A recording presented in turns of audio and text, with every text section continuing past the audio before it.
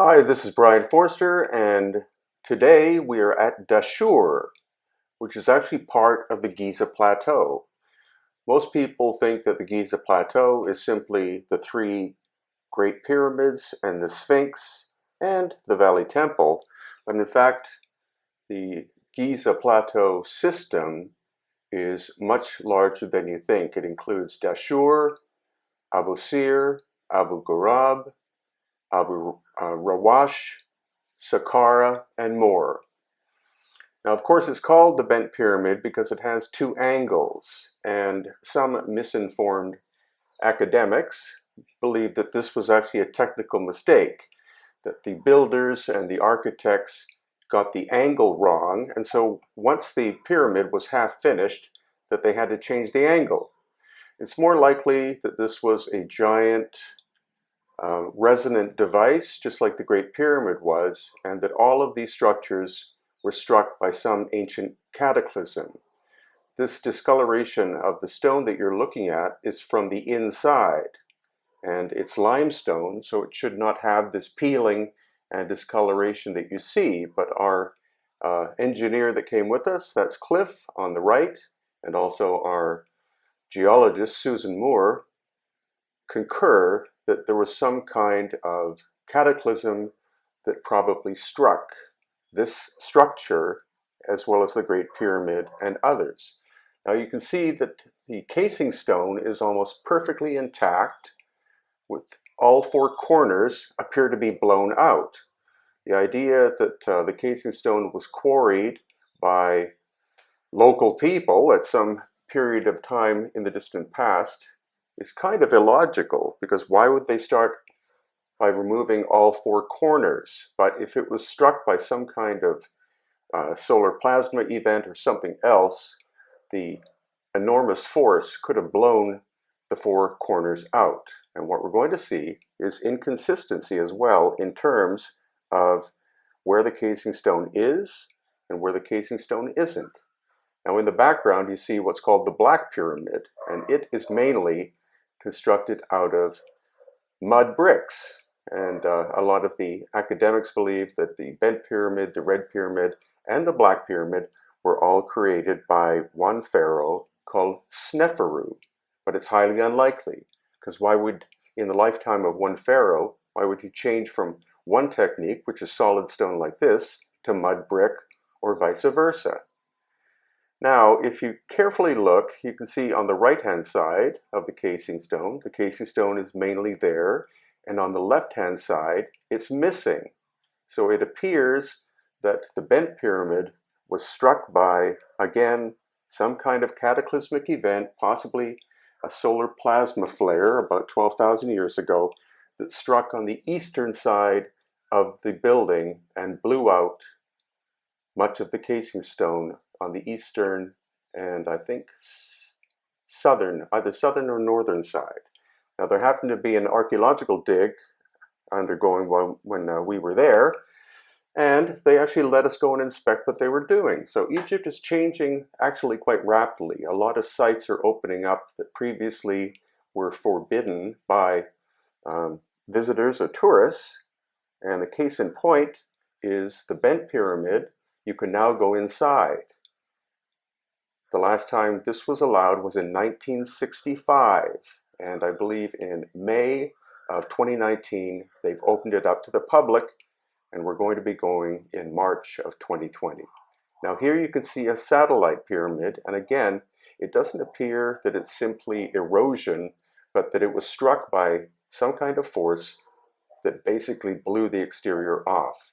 Now this is where quite easily you can see the upper casing stone is missing, once again on the eastern side and on this side, whereas farther to the left you can see that it's still largely intact.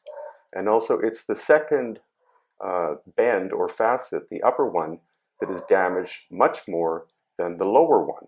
And if you were simply trying to take the pyramid apart, you would start at the bottom, not at the top. So now what we're going to do is we're going to explore the Red Pyramid. In the case of the Red Pyramid, we actually did go inside. It's a standard part of the tours we do, And again, the next one is in March of 2020. Now, what's intriguing about the red pyramid exterior is you can see all of the casing stone is missing. The pyramid is more or less intact. There's the bent pyramid in the background, but all of the casing stone has been reduced to rubble. Now, once again, if this was simply people removing the casing stone to take it, for instance, to Cairo to be used in construction, they would have taken the solid pieces of the casing stone. They would not have broken it down into what is basically rubble and sand. So once again, I believe the red pyramid was also struck by the same cataclysm which caused it to have the entire casing stone system, which actually interlocks into the pyramid, blown right off the surface. So this is our group in April of 2019, preparing to go inside. We're going to get some more detailed views of where the casing stone is missing. On the ground here, you can see little bits. Some of the largest pieces that are left of the casing stone are something you could pick up with one or possibly two hands. Once again, reduced to rubble. And we're going to see more evidence of scorching on the surface. You can see here the discoloration and almost the melting of the interior limestone. And once again here, you can see that the casing stone is reduced to rubble and sand.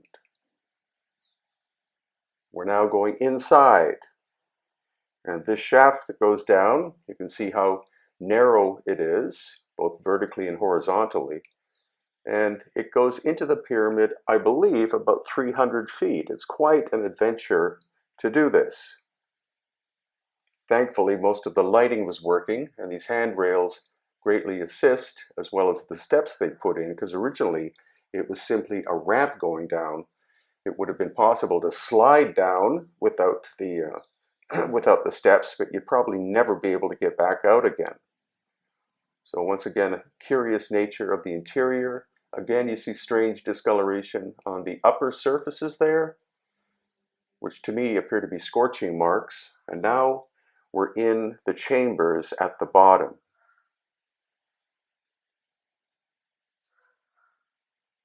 And what's very intriguing is the faceting nature of the interior surfaces as we go farther up, like that. Now, was this done simply for strength? The acoustics inside this chamber are absolutely incredible. And so once again, we believe that the oldest of the pyramids were resonant structures. They were, of course, not built as tombs, because these are among the oldest constructions in all of Egypt. Why would the largest structures be built first and smaller ones later? And then here you see how tightly fitting the limestone is. It's quite a disgusting smell inside to some degree, because bats supposedly occupied the interior. And now we're going back up. Once again, I believe it's about 300 feet from the bottom to the exterior of the Red Pyramid. And here is the last phase of going up. Without the artificial lighting that was put in, it would be pitch black inside.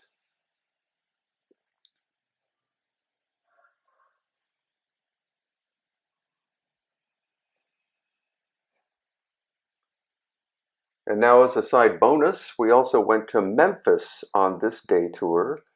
And at Memphis are many sculptures, including this massive one made out of limestone. What's curious is not only the sense of scale, but again, we see these strange scorch marks on it. So I honestly believe that this giant sculpture, you're going to see in detail, is older than the dynastic time period, because it's just the sheer scale of it.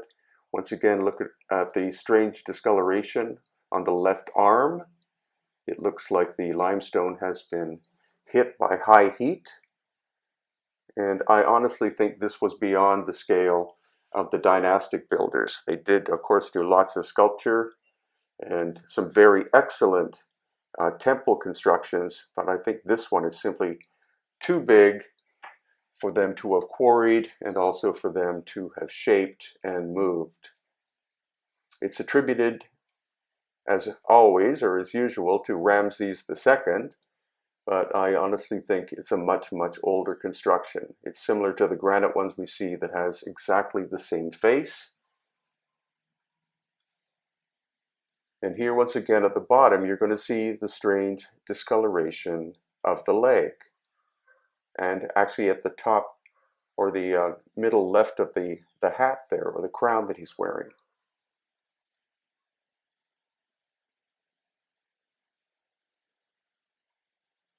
So Memphis is not visited by that many people, but it is on the way between the Giza Plateau and the location of the Bent and Red pyramids.